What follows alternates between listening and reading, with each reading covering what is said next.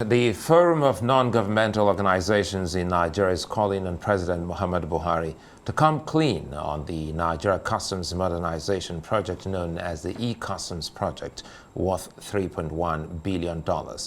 It was recently re-awarded by the federal government to a different company despite a subsisting court order. The organization is asking President Buhari to stop the hasty attempt to access hundreds of billions of naira from the Comprehensive Import Service Scheme or Nigeria Export Supervision Scheme accounts of the Customs Service by Trade Modernization Project Limited. The NGO also alleges that the Nigeria Customs Service has already written to the HMOF requesting Trade Modernization Project Limited to be included on the payment platform. It's as if government is now trying to fund a private venture. That approval, that seemingly approval, illegal approval, to stop the trade modernization project from accessing the fund, the $300 million funding. That is where they are rushing. The whole something is too shady. The urgency in it. That is why we want Mr. President to stop. So let the due process be followed. Let the issues concerning court cases, legal matters be resolved. Muideen Olagunji is the public affairs analyst and publicity advisor at Forum of Non-Governmental Organizations in Nigeria, and he joins us now in the studios. Good to see you, Muideen. Good evening. This whole talk about e-customs and also asking the Minister of Finance to have a second look, plus President Buhari. Now let's make sense of what this is about. In clear terms, break it down. What is happening? Well, from the start, a company called Bionica bidded for the modernization of customs operations, systems, and processes. The company went through a whole gamut of processes, including tender, including taking part in surveys, including interfacing with government-appointed transaction advisors, up to the level that the president gave anticipatory approval to the project around 2019. In 2020, the Federal Executive Council sat and gave approval to the project, directing that an SPV, a special purpose vehicle, be established to drive the project. And that was when the e-Customs HC Project Limited came into being. The HC in the parentheses means the Huawei Consortium, comprising Bionica, Bagbans, AFC. So during the process of a government-directed concession agreement, of negotiating the concession agreement, the parties could not agree on shareholding structure due to the fact that the Nigerian Customs started meddling into the shareholding structure of the SPV. Not only that, the concession agreement was altered materially from the one that the Federal Executive Council approved. Now, Bionica and e-Customs HC stood their ground that due process must be followed, that whatever happened or whatever process that were pushed before the Federal Executive Council should be adhered to.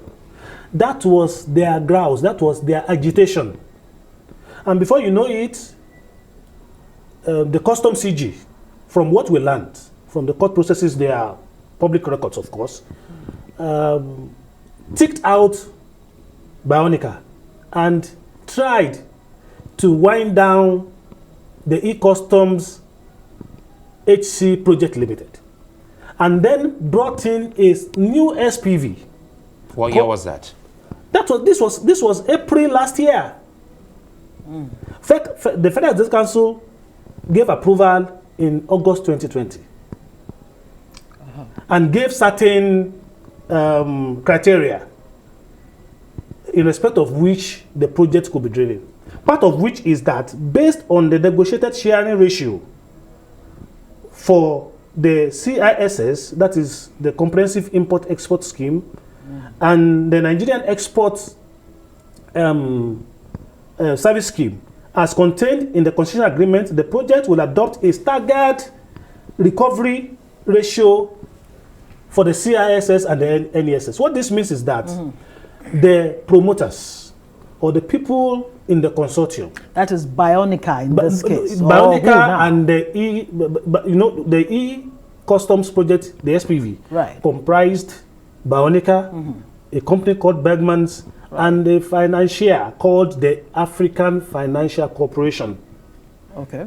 Do you understand? Right. Now, it was at the point of the approval of the project by the Federal Executive Council that prior to the approval, the then Chief of Staff to the President, Abba Kyari, wrote a letter in September 2019 to the Federal Minister of Finance and to the Attorney General of the Federation, directing them to ensure that the concession agreement to be signed by the parties comprising the SPV must provide that the CISS, this is a platform where import duties and export tariffs, it's a pool of the tariffs coming from import and export, that the revenue sharing arrangement commences on a pro rata basis against the phase one $300 million investment program. So now, so that we don't get lost in the whole complexities. maze, the issue on ground now is that, I mean, Bionica and other companies involved, on the one hand, are saying to the federal government not to allow the new concessionaire, you know, to have access to the CISNES account, which is $300 million. No. Okay. Actually, nobody can say particularly that. What is there? This is what is there. Okay, fine. What we know that but you don't want them to have access to hundreds of billions of naira. You don't want them to have access. Because that was not because that was not what the Federal Executive Council stipulated. What stipulated is that the companies must provide at commencement, must provide evidence of their investment. You know, this project was touted as a project that would not cost the federal government a dime. Right. The concessionaires will come, run the process, and then on a staggered basis will be entitled to revenue sharing. But now what we currently have is a departure from them having to invest. So revenue sharing between the federal government, the companies the promoters, Bionica, the federal government, and who? The federal government is represented by the Nigerian Customs Service. Well, of course. Yes. Right. So as promoters, as the people running the project, you know, definitely they will be entitled to revenue sharing. Being people who brought in their intellectual property, people who brought in their investments. Their investment will be comprised of their equity, the promoter's equity, to be comprised of their debts, and then will be run later by excess cash flow. So in all of this, I see you pushing against undue process. Yeah, you want the due process to be maintained. And have you reached out to the government, in this case, President Buhari, because I see that you had a press conference and you spoke about President Buhari. There have been lots of engagements on the part of Bionica and E-Customs HC Limited to get the attention of the president. So what's the object? To look at the blatant and wanton illegality going on. Because this is a process. The current process is a process that stands the likelihood of tainting the legacy of President Buhari. Is that what you're really concerned about? Yes. About President Buhari's legacy or the right thing being done? The right thing being done for Nigeria. I do understand that you're in court. Yes. And you also have this press conference. So it looks like you're fighting on all fronts. Yes. Don't you think it will be cleaner and, you know, more satisfactory maybe to all concerned if the court finally decides on this? Because I understand that Bionica and Co. got a conditional contract, not... no, it cannot be a conditional contract. It wasn't conditional. This is a contract that's been approved by the Federal Executive Council. Why was Bionica and others not able to execute the contract? No, it was because of the interference. Because of their resistance to the interference from the Nigerian Customs Service. This is a PPP arrangement. And the SPV is what a limited kind of interference, really? We need to understand very quickly. The interference. What exactly was the Nigeria Customs, the NCS, demanding? The Nigerian Customs Service, from the fact available to us, have people in the consortium who they want to hijack the project. And as it stands today, they have hijacked the project except for the fact that the matter is in court. I don't want to dwell into the matter in court because that will be sub judice. But then the interference has to do with them coming in certain